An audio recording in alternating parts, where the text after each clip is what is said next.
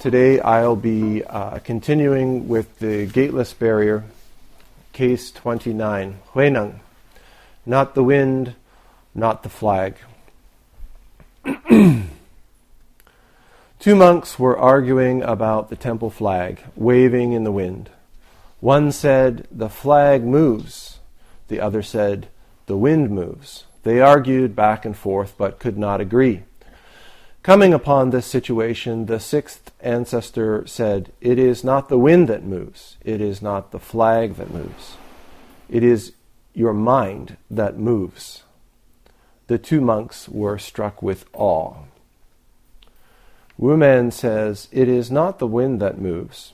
It is not the flag that moves. It is not the mind that moves." How do you see the ancestral teacher here? If you can view this matter intimately, you will find that the two monks received gold when they were buying iron. The ancestral teacher could not repress his compassion and overspent himself. Wumen's verse says, "Wind, flag, mind move. All have missed it. They only know how to open their mouths, not knowing that their words have missed it."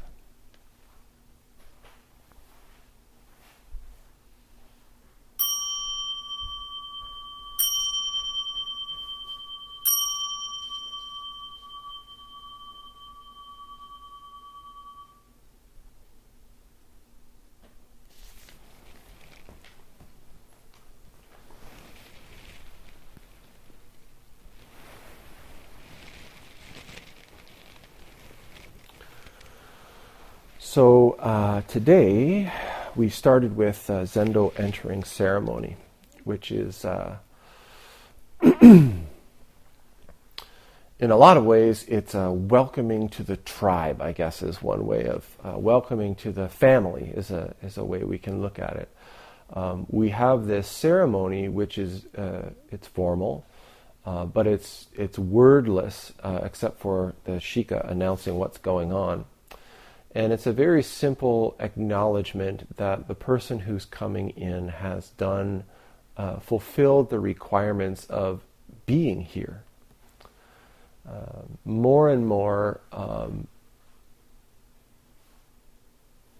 as meditation culture sort of seems to permeate our sort of general popular culture, there is an expectation or a sense of entitlement that I meditate and so I should just be able to go to any meditation group as often as I want or not if I don't. And my commitment is to myself and my meditation practice for my own benefit. And often I'll get phone calls or I'll get emails and there's this assumption. So it's like, "So when's the sit on Sunday? Because I'd really like to come out." And I have to email back and say, well, this Sunday is a half-day Zendo and our practice here in Suk is for members. And this seems to really take people aback. We don't have just this open door policy where anyone can come anytime. We do. We have opportunities for anyone to come anytime. But from the beginning, my approach to having this, what I saw more and more through intensive practice, and even just sort of half day of practice, is that there's a whole lot going on in a person's practice. And in order for a person to really sink into practice, they have to have some things to support them. One of those things is a stable environment. When we're trying to go deep, we can't be distracted. We can't be worried about the stability of our environment. If we want to really do a great job of, I don't know why, but rowing sort of comes to mind. And we get in a boat and we really want to push ourselves to the maximum of our rowing capacity. And we get in the boat, and we get out in the lake, and we start rowing, and we start hearing this like cracking sound. you're not going to continue to press as hard as you can, because you're like, this ship's going to fall apart and it can't support me, and then I'm going to be in the water struggling to stay afloat. So when you get in a boat, to row, to really drive, to really press as hard as you can, you have to have a certain level of confidence and stability in the vehicle that you're in. And whether that's a car, or whether that, if you want to, take a car and you're going to do a race or something like that, and you get in and it's like backfiring, and you're like, oh, maybe, I don't know about this. This doesn't feel so safe, and you hear clink, clink, oh, geez, what was that?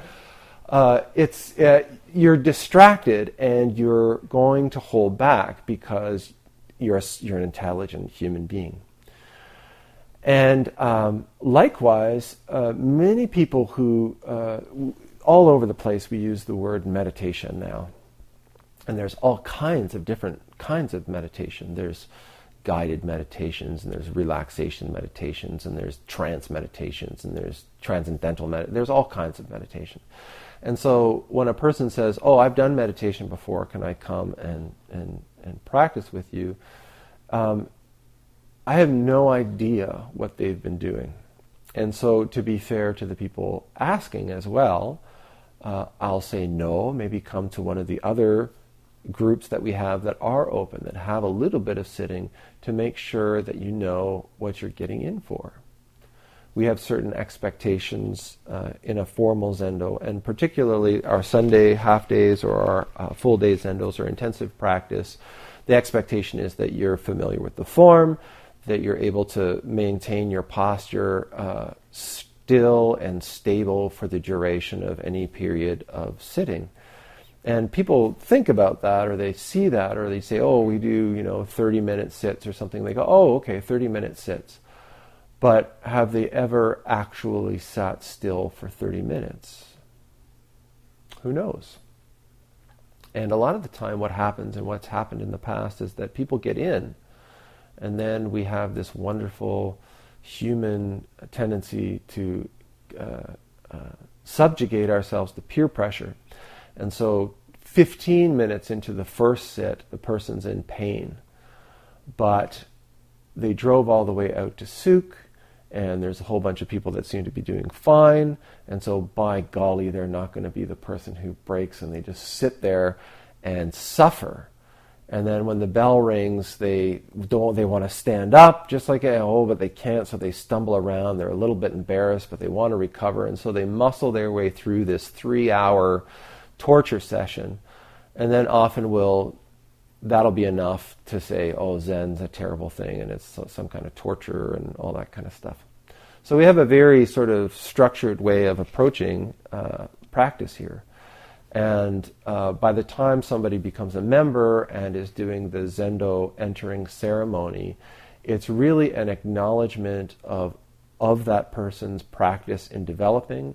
And I think here it's really about a person approaching and developing a relationship with a community. Most of the time, a person who's coming in as a member and doing that Zendo entering ceremony has spent some time familiarizing themselves with form, has gotten to know some of the people in the community, and has taken the time to develop their own practice. So that by the time they're doing the ceremony, when we're all as the person's being led around, we're bowing, there is a real sense of acknowledgement and welcome, and you have a place. And that's the shika. There's this empty hole in the Zendo, and the shika says, you've got a seat, have a seat. And this is an old tradition. I don't make every member sit on the doorstep for 3 days, and I don't make them sit up overnight while we spy on them and make sure that their form is just right or anything like that. Well, at least not with regular members, and with the monastic students we do. But hey, so that's then when we have everybody seated down, we all take tea together, and the tea in a monastic environment, in the formal environment, is a significant thing. In our culture, tea is a throwaway. It's a very common, there's a tea shop or a coffee shop on every corner in the world. But when this tradition began, tea was a relatively precious commodity. And it's one of the few things, that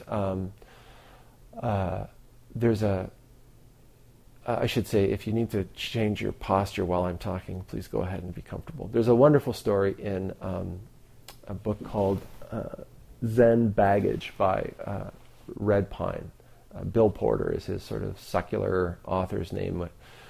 And he talks about going to the Shaolin temple. And in China, there's all kinds of very, very rare and expensive kinds of teas. And he goes to the Shaolin temple because he knows some people there. And he goes and he visits with a monk who's a friend of his, who's the head of martial training at Shaolin Temple. So he's like a big dude, and he's Red Pine is kind of a tea aficionado among many things, but tea is one of the things that he really has a special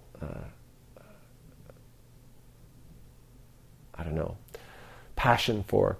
And he sits down with the monk, and the monk says, do you want to have some tea? And he says, sure. And so the monk goes to his little cupboard, and he pulls out this tea, and it's like, I don't remember, it's some kind of Kuan Yin, super rare, really expensive tea. And Bill Porter's eyes kind of bug out, and the monk makes a nice pot of tea, and they have a cup of tea, they have the pot of tea, and they're continuing to talk, and the monk says, do you want more tea? And Bill Porter says, oh, yeah, sure. And so the monk takes the pot of tea and empties out the old leaves and gets some more of this, like, super amazing tea. And Bill Porter's like, whoa, because you don't just have one pouring through tea, especially not tea like that. You have, like, 3-4 pourings through it. And so this monk's putting more of this tea, and Bill Porter says, what are you doing? Like, I can't justify throwing away those leaves already. You've only had one pour. And this monk, he said, I'm just glad you're here because, and he pulls back this curtain, and he's got this cupboard that's basically full of this stuff and other really precious teas, because as a monk, he can't actually have a lot of stuff. Like, when you buy a monk a gift, there's only a few things that you can buy him, right? Like, you can't buy him clothes, you can't buy him a vehicle, because he can't actually own any of that stuff. And so one of the common gifts for wealthy Chinese people to buy monks that they particularly esteem is this tea. But he's got more tea than any human being can drink at any time. So so that's the tea. So tea is precious. And so when we come together, there are several times in a formal day of practice where everyone comes together and has tea. And sometimes there'll be two halls. There'll be the donai, which is the sort of internal practice, and the joju, who are the sort of senior officers, and there may be two places in the monastery where they're having tea, but they're having it at the same time. So this will happen in the morning, it'll happen, in the middle of the day, it'll happen in the evening, where everyone's having tea together. And it's one of the real sort of community, and like nobody's out. The Roshi may be drinking in his chambers with the Inji, but everybody's having tea at the same time. So that's when we have this new student come in and incense is offered, and we have this tea. It's like you're a part of the family now. So, there's one thing I wanted to mention about. I want to ask the Shoji. What's the fifth sila? So you're wearing a wagasa, but you get... No. 2. So the fifth sila is proceed clearly, do not cloud the mind. And the reason that I wanted to mention this is that I think there were 2. I think I made a pot of tea this morning, and I think that Nikki at some point came up and made a pot of tea this morning as well. And the pot I made was herbal, and the pot that Nikki made was black. And so as a policy in Zen West, generally, I was never treated this way, and it was never sort of like strictly, it was never like no substances was never the sila that I was taught. Proceed clearly, do not cloud the mind.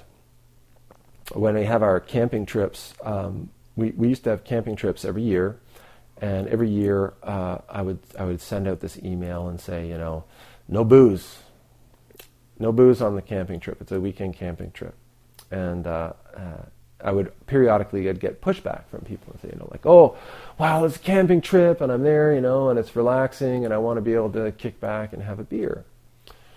And I'm not a tight ass, but my perspective is, if we're going as a community, you have no idea where people are coming from.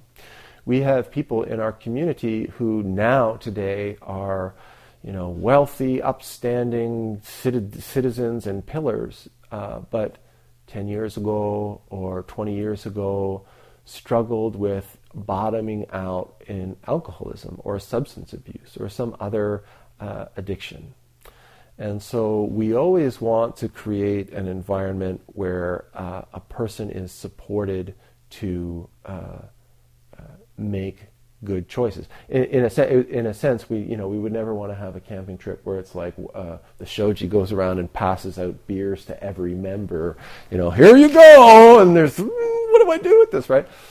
And so this is kind of the attitude that we have. And unlike many other zendos, where it's quite common to have caffeinated teas coming through the zendo, our general policy here, we also have people who have caffeine, like real sensitivities. And so we don't serve caffeinated beverages in the zendo. And the reason is that traditionally, when the shoji is serving tea in the zendo, the first serving is not optional. You have to take some. It's an offering that has been made from benevolence, from kindness, through the resources that are made available through our memberships and donations and all that. So just like in the meal form, the first serving you have to take some of, even if it's just the smallest bite. That's not optional. And so we don't want to be forcing caffeine or alcohol or anything like that on people who don't want to take it, who are trying to, for one reason or another, not have that particular substance. As I said, I'm not a tight ass, so when we do have Sangha Sunday, for example, there's caffeinated beverages, but they're optional, right? Like everyone has to choose to go up and drink those. So, and this may be just a simple oversight, so I want to make sure that everyone's aware, and I want to make sure that the shoji and when it was being served, it was like, I think it got to about terry, where I was like, I could smell it. And the reason I can smell it is because since like the 27th of December, I've been off caffeine. And so a girl walked into the audition I was at yesterday, and I could smell bergamot on her. I was like, she's been having Earl Grey, So the teapot got around to Terry this morning. I was like, something's strange. And then when I saw it in the cup, I'm like, this is a citrus mint? It looks really dark. But for some reason my hand wouldn't.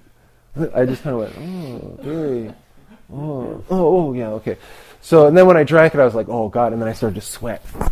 So when you're the shoji, it's really important to use all of your senses, because it can be really, we have two identical thermoses, except that one says herbal and one says black. And it can be really, on a Sunday morning, it can be really easy for all of us, not just the shoji, the jikajitsu, the densus, everybody, to come in and sort of go chukka, chukka, chukka through the routine and not pay attention to what's happening in their senses, I was like, oh, maybe I should put vinegar in the thermos one day and see if the shoji picks it up before the jikajitsu does. Shoji! Okay, so just using our senses when we're coming in and being active and alive when we're doing our roles. It's tempting to really go through the motions. One of the things that I really felt this morning, we haven't done the full form Sunday in more than a month, probably, because the beginning of December we didn't have it. So it was probably the end of November was the last time we had the chanting and all that kind of stuff. And the more we're able to engage with that, it's a vehicle. there's a word in Buddhism, Tantra. I talk about it a little bit. Tantra, which again, in popular culture, Tantra, the term Tantra essentially means some kind of sex. I don't know why, because I think, popular culture gets onto that pretty easily. And certainly Tantric Buddhism involves sex, but that's not the meaning of Tantra. When we talk about Tantra, Tantra is a vehicle, and it's a vehicle to a deeper or more dissolved state of consciousness. And Tantra really is like a shortcut, or it's like an accelerated process to deepening. And we do these kinds of things all the time. Ritual is a very powerful form of Tantra. Incense, the smell of incense, can be a very powerful component of Tantra. The form that we use in our own daily meditation practice can be a form of Tantra, in that when we spend time cultivating a deeper state or a more dissolved practice, the things that we do are sort of like grease towards getting more and more deeply into that deep space. So maybe during a session, we're doing this stuff over and over and over again, and we're creating these sort of like grooves or tracks. And as we go through a session, we're getting deeper and deeper and deeper and deeper, and more sort of open and diffuse. And all of those forms are impacting our mind and our heart and our body. And then when we go home, we can find that simple things like offering incense in a particular way, making our bows, doing certain chants. Suddenly our state of consciousness rapidly changes from sort of like the mundane, everyday, superficial sort of subject-object state to a much more sort of deep state of meditation very quickly. And that's the essence of Tantra. And when we're talking about tantric sex, the idea is that the sexuality is used to create this sort of channel to a deeper, rapidly deeper state of awareness, or a deeper state of consciousness. We won't be having any sex here. But the form, when we were doing the whole form today, and I mean, I think everyone was a little bit, made some mistakes. It's been a while. I laid out my cloth and went, that's weird. And I picked it all up, and then I went, I'm going to need a bell later. And so it was like the props weren't in the right, it was crazy. But nonetheless, the activity of the form and the chanting and the bowing and all of that, it was like right away I started to feel myself sort of sinking deeper and deeper and going like, oh yeah, this is why we do this stuff. It's a tool to help us develop a rapidly deeper state of meditation or awareness or dissolution, if you like. So we shouldn't really look at it as something that's, well, at least my perspective is, we shouldn't look at it as something that's like sacred in the sense of holy or precious or like religious, capital R, religious. If you do something wrong, you haven't committed a sin or anything like that. But we should really cherish that form as a powerful tool to helping us develop our practice. So, okay. We'll talk about this. Now we're going to talk about family stories again, because this one basically continues from the last one and refers to older ones. So we have a new family member, so we have to start talking about the family stories again. Who wasn't here last week? Okay. Oh, that's too bad. Such a good story. Okay, so today's case is Huineng, not the wind, not the flag. So before I get into the case, I have to talk a little bit about Huineng, who I talked a lot about last week. So, maybe I should just let you get the podcast. But I'll try and... allow me to explain. No, there's not enough time. I sum up. Huh? So, Huineng was an illiterate woodcutter from the south of China. And one day he was supporting his ailing mother. I don't even think she was ailing. I just think she was elderly. His elderly mother he wasn't even a wood cutter. He was a wood gatherer. So he would go into the forest and he would find burnable wood. He would gather it up and bundle it up, and he would bring it into town and he would sell it. And so one day, he couldn't read or write. One day he was bringing this wood to the town to sell it, and he overheard a monk reciting a verse of the Diamond Sutra. I believe the specific verse was, "Give rise to a mind that rests on no thing whatever." And when he heard this, it said he had a profound realization, and he was like, "Oh, I've got to find out more about this." And so he arranged for the care of his mother, and he took off. And at this point in Buddhism, the leadership, I guess, or the sort of patriarchy, the patriarchship of the Zen school was passed from one person to one person. There was only one sort of like authorized master at any time for several generations. This was now in the 5th generation after Bodhidharma. And so Huineng went and found this guy out. And when he arrived, he had long hair and a beard. He was a layperson. And he went in front of the patriarch, and the patriarch kind of scolded him and said, "Who is this jungle rat," he says, "that comes before me," basically. And he says, "You're all disheveled and blah, blah, blah."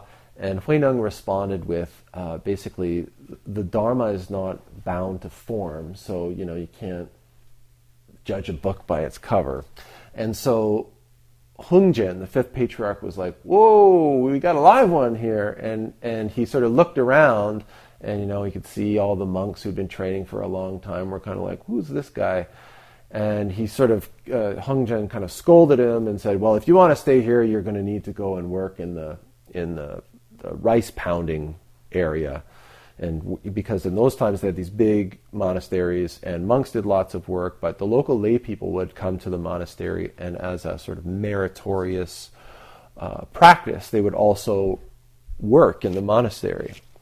And for some of them, it wasn't just meritorious work. It was like they didn't have much money or much food themselves, and there was a lot, and they could get to eat and hang out in the monastery and have some of the resources of the monastery. So Huineng did that, and he was able to go to the lectures that the master was giving and all that kind of stuff. And the master was growing old, and he knew that Huineng was there and was developing through his practice. But Huineng was illiterate, and he never made any move to ordain or anything like that, because he was sort of like felt kind of outclassed, or not even outclassed, but just like didn't fit in with the monastics.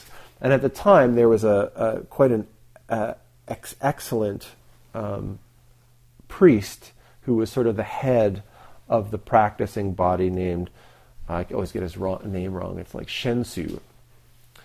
And everybody in the monastery deferred to Shensu, because he was very disciplined, very systematic and organized, and assiduous in his practice, and he'd been at it for a long time. The master was getting older, and he said, I really need to pass this off. I need to hand this off to somebody in order to keep it going. So I want everybody in the place to write a verse expressing their awakening. And whoever writes the best one is going to be the person that becomes the next patriarch. And so there's a lot of interpretations about what I like to give Shensu a lot more credit than most people do. the story is that basically all of the other monks basically said, well, why would I bother? Why would I bother writing something? Because Shensu's way better than me, and he's been around the longest. He's got seniority, and he's sort of leading everything, and he's smart, and he's wise, and he's good looking, and I don't really have a chance, so I'm not going to write anything. And of course, Shensu knew that this was happening, but there was a lot of pressure on him then. Everyone else is sort of not writing anything, so you better come up with something good, buddy. So he really, even in the story, there's a really wonderful piece where he really checks himself, because he's like, am I in this for the Dharma, or am I in this for the robe? Am I in this to become the patriarch, or am I in this to become awakened? And so he's kind of conflicted, but he knows that he has to write something.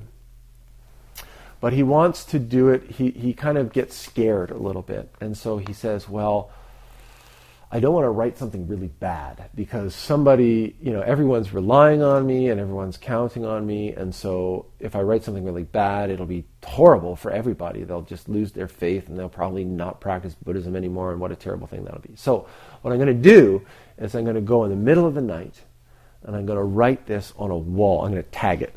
I'm going to write my verse on a wall, and then in the morning, if people come and say it's really good, then I'll say it was me.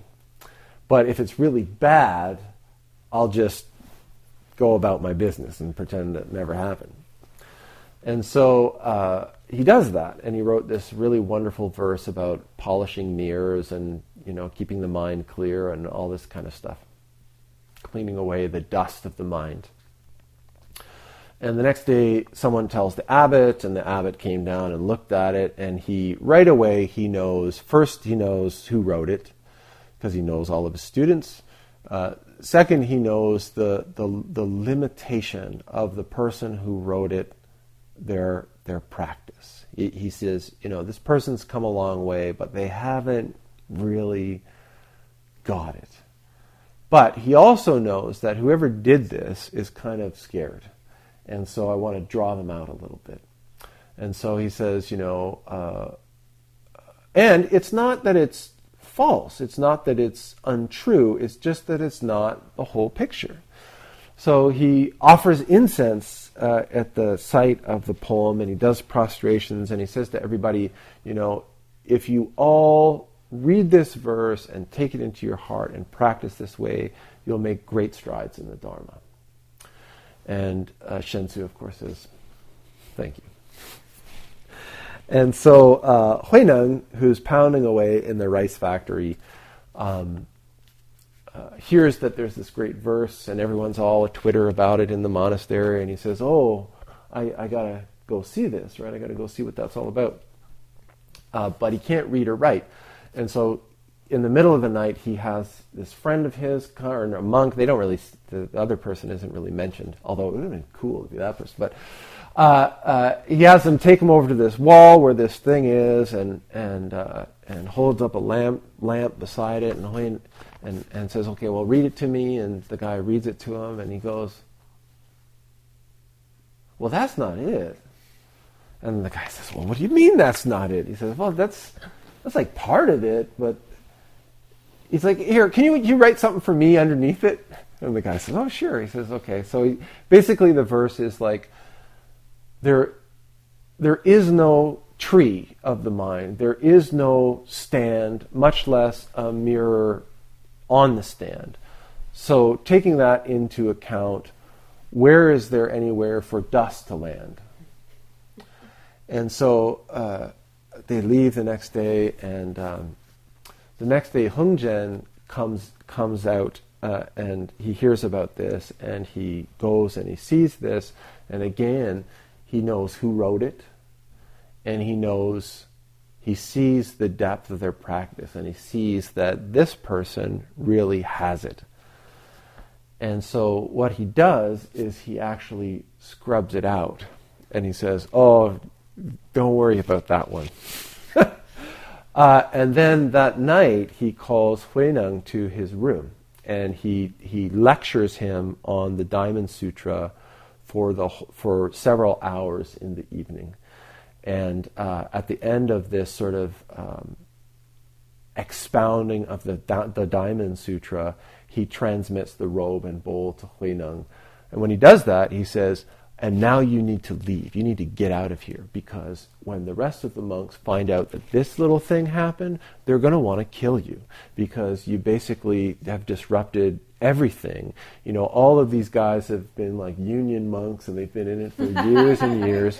And, you know, it's like the successor is obvious and all this kind of stuff, but he's not quite there. So take it and go. And the story is that the Hungzhen escorted him out of the monastery to the river and put him on a boat, and he sailed across the boat, or across the river, and he came back to the monastery. And the next day, when the word broke of what happened, several monks actually set out in pursuit of Huineng to kill him. And there's actually a case in here where, it's in here where he's cornered by a former general that's become a monk. And there's an interaction there that's a case. But in any way, we don't have to sort of talk about that. That's the first part of it. But what happens after that and after the pursuit, and there's actually a place in China that Red Pine talks about, I think in the same book, where apparently like they had him cornered on a mountain, and they lit the mountain on fire to try and kill him. And there's this place in China where you go, and apparently like there's the outline on the rock of where Huineng was, and he was protected by the robe and bowl while the whole mountain burned, right? So it's great story. It said that he went into sort of exile, and he hung out with a group of hunters for 15 years in the woods. And he would follow these hunters around. And in China at that time, and still to this day, vegetarianism and Buddhism are really sort of side by side, because it wasn't a mendicant order. They farmed and things like that. And so Buddhism became largely vegetarian. And so the story with Huineng is that he would follow this group he was their cook, and he would hang out with this group of hunters. And they must have been the most unsuccessful hunters in the world, because apparently Huineng would go around and he'd let animals out of traps and like sabotage stuff that they were setting up and all that kind of stuff. And then he would farm and harvest vegetables and cook this vegetable soup and all this kind of stuff. And so it said during this time, Huineng he was living with some pretty rough people, but he was cultivating upaya, skillful means, by not preaching the Dharma. In fact, he was kind of consciously not teaching Buddhism because he didn't want to sort of give himself away. But he was teaching the Dharma through how he was interacting with these hunters. And maybe we can say that, after 15 years, all the hunters decided to become other things, and Huineng had no more hunters to hang around with. And so he figured it was now time to go and kind of reveal himself. Now, in the meantime, of course, as was talking about in the last case, a rift had formed in the Zen school, because there were people who were like, he was a lay person, and he was illiterate and all that kind of stuff, but Hungzhen transmitted to him because he understood. And it's not about how long you study for, and it's not about how assiduously you practice, it's whether you actually grasp the Dharma or not. And these were the people who really sort of, it was called the sort of sudden school. And that was one group of people. And then there was the whole group of people who really felt that Shensu, who after the master died became the abbot of that temple, his method of practice, his system of practice, his approach was the appropriate way, and it became known as the gradual school. And there was the idea was like, you gradually develop into awakening. It's not like poof, you're awakened. And so there was this real sort of like rift between the two of them. And so one day, Huineng decides that he's going to sort of come out of the woods and all this kind of stuff. And so he hears about this great master giving lectures on the Diamond Sutra, which is his favorite sutra. And so he sort of crawls out of the woods, and as it talks about earlier in the Mumonkan, case 22, Mahakasyap's flagpole, it was the tradition in Buddhist communities that when a master was going to give a talk, they would have a flagpole in front and they would run a flag up so that anyone who can see the flagpole says, oh, the master's going to give a talk, I can go to the temple or not. And so Huineng sort of strolls up all, smelling like woods and who knows what else, BO, and big scraggly beard and long hair and everything like this. And there's two monks standing at the gate, probably like shojis on a Tuesday night, they're welcoming people in and showing them where to go and telling them how to do everything. And they're having this debate about a philosophical Dharma debate about the flag. Is it the flag that's moving, or is it the wind that's moving the flag? Right? And that's where we sort of come in. And this sort of scrubby dude walks up, and it says, two monks were arguing about the temple flag waving in the wind.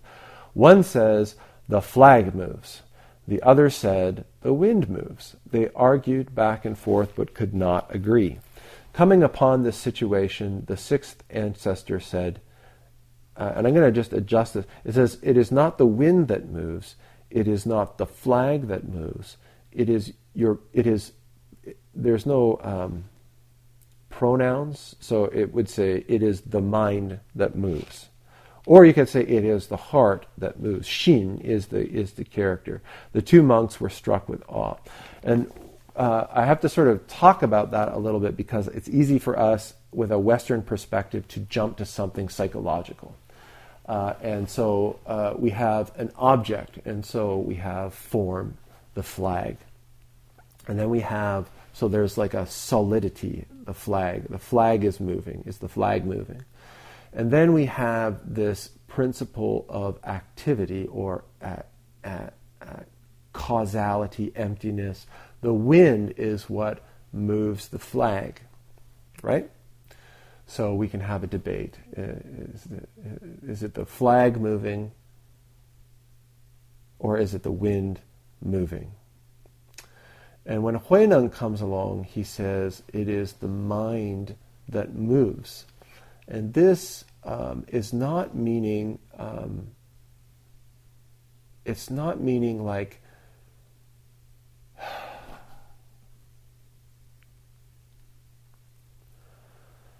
I think a very easy way to look at this is sort of like if a tree falls in the forest and there's no one there to hear the sound, to hear it doesn't make a sound, right?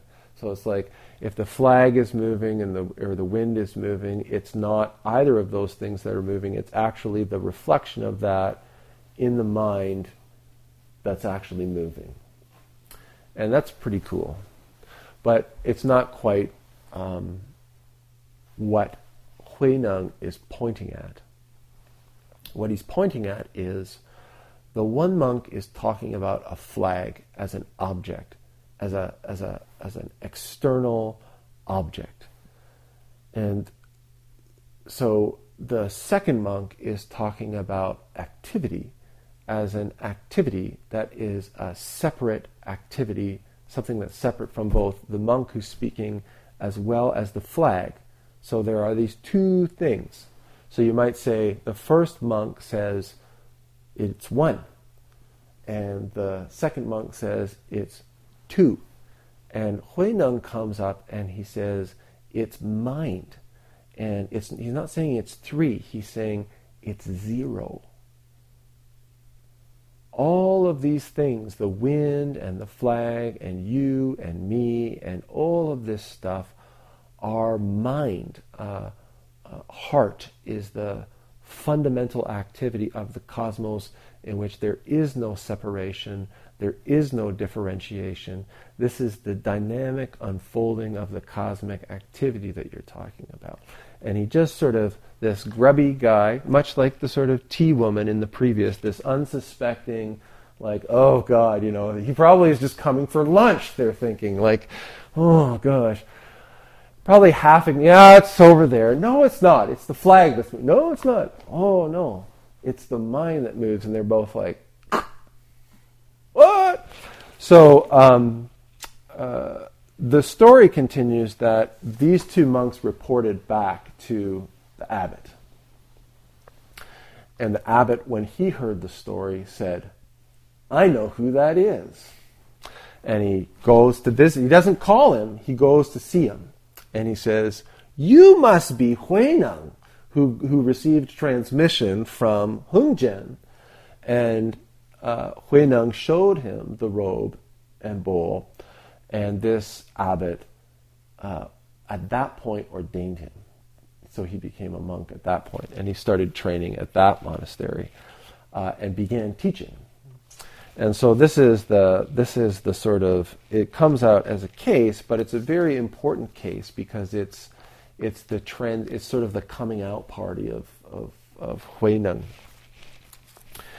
Wumen points to this directly, what's going on, to sort of eliminate our confusion. And again, this is such a wonderful aspect of, I think, Zen tradition that we don't get. In many traditions, it's very easy to get in a state of fixation with scriptural literalism. And one of the things that I've always admired about Zen Buddhism is that it's very self-aware of that, and so we have, and it's not a closed tradition in that every generation is reflecting on the previous generation, and what we find in every generation is that there's this crispness early on, and then it starts to calcify, and then someone comes along and smashes it with a hammer. And so one example that I can think of right away is the Heart Sutra that we chant all the time. People are like, wow, this is like, it's a deeply philosophical, it's a deeply sort of,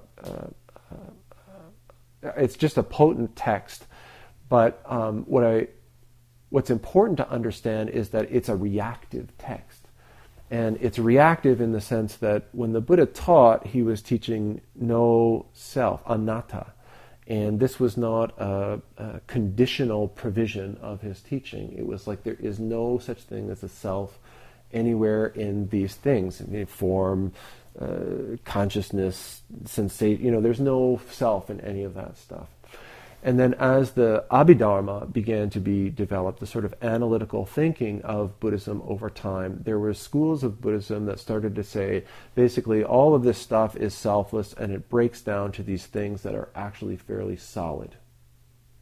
And then a school came along called the Madhyamika, and the Heart Sutra comes out of that school, which is a negation of an actual teaching of another school that said this and this, there is self in this and there is self in this, and it's laid out in a particular structure. And if you look at the Heart Sutra and match it to that, it's like, no.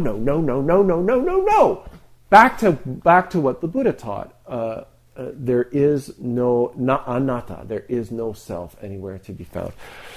And likewise, in this, what I just was talking about with it is not the flag that moves, it is your mind that moves. As I was saying, the tendency is to say then it's the mind that's real, the mind, right? Or our there is something that's real, that is moving, that's somehow superior to the flag or the wind.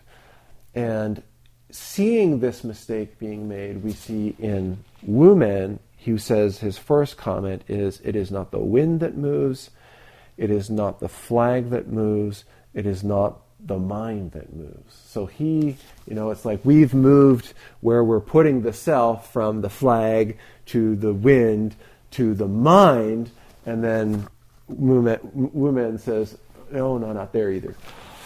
How do you see the ancestral teacher here? If you can view this matter intimately, you will find that the two monks received gold when they were buying iron. The ancestral teacher could not repress his compassion and overspent himself. We have to get to, Wumen's another part of our family. And we have to get to know him too. It's good to know him because he actually says more in this book than anyone else, right? So all the other masters. So he's good to know.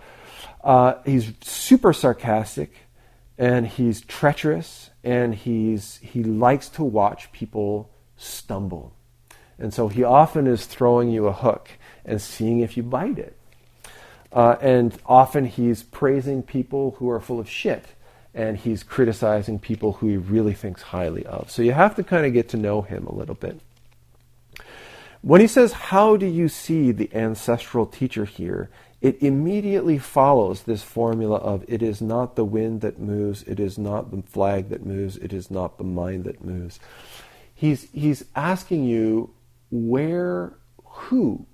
who this ancestral teacher is.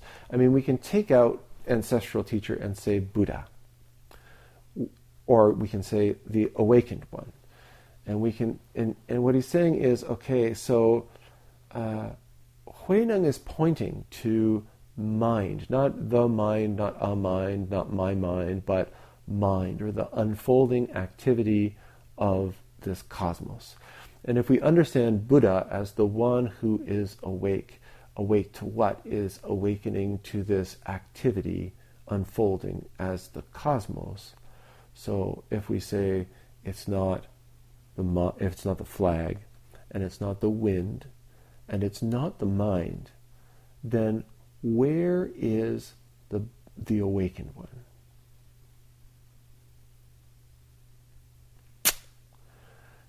Is it outside? Is it the ancestral teacher he's talking about? Is it Huineng? Is it Shakyamuni?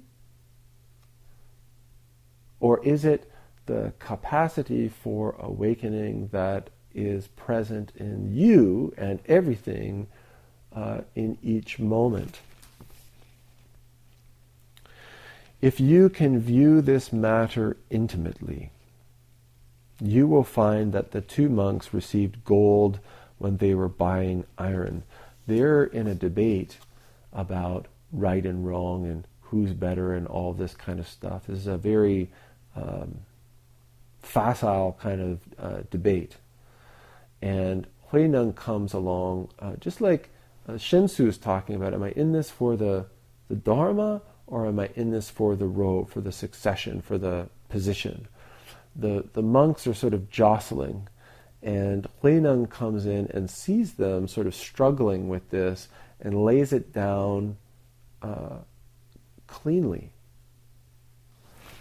The ancestral teacher could not repress his compassion and overspent himself. Wumen says this so many different ways in this. He talks about like a clam opening and exposing its innards, or like opening his mouth and his liver falls out. Like it's just like he completely gives out the whole family treasure to these two in front of him. Wumen's verse says, wind, flag, mind, move, all have missed it. They only know how to open their mouths, not knowing that their words have missed it. So, Wumen points us always to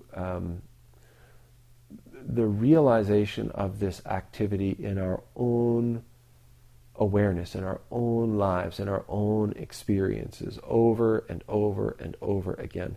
It's not like we have to have a special circumstance to witness the activity unfolding. It's unfolding in the candle flickering.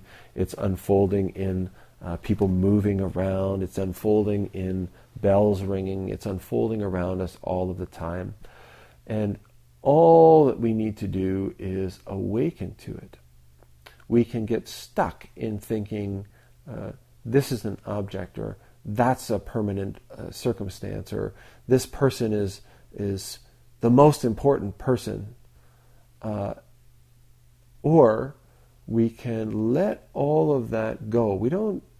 It's not as if the differentiation, the individuality disappears, but in expanding our perspective, in really deeply realizing that each and every manifestation is a manifestation of the fundamental activity of this cosmos.